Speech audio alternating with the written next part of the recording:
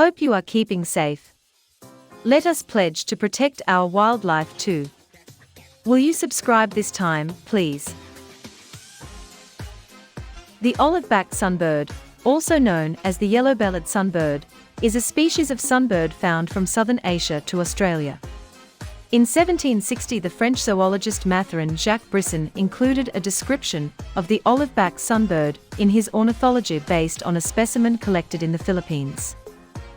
He used the French name Le Petit Grampereau des Philippines and the Latin Certhia Philippensis Minor.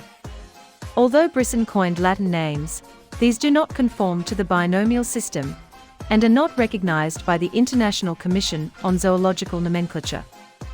When in 1766 the Swedish naturalist Carl Linnaeus updated his Systema Naturae for the 12th edition, he added 240 species that had been previously described by Brisson.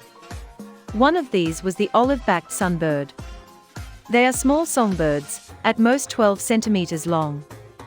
In most subspecies, the underparts of both male and female are bright yellow, the backs are a dull brown color. The forehead, throat and upper breast of the adult male is a dark, metallic blue-black. In the Philippines, the males of some subspecies have an orange band on the chest. In Wallacea and northern New Guinea, some subspecies have most of the underparts blackish. And in southern China and adjacent parts of Vietnam, most of the underparts of the male are grayish-white. The olive-backed sunbird is common across southern China and Southeast Asia to Queensland and the Solomon Islands. Originally from mangrove habitat, the olive-backed sunbird has adapted well to humans and is now common even in fairly densely populated areas, even forming their nests in human dwellings. The birds mate between the months of April and August in the northern hemisphere and between August and January in the southern hemisphere. Both the male and the female assist in building the nest, which is flask-shaped, with an overhanging porch at the entrance and a trail of hanging material at the bottom end. After building the nest, the birds abandon the nest for about a week before the female returns to lay 1 or 2 greenish-blue eggs. The eggs take a further week to hatch. The female may leave the nest for short periods during the day during incubation.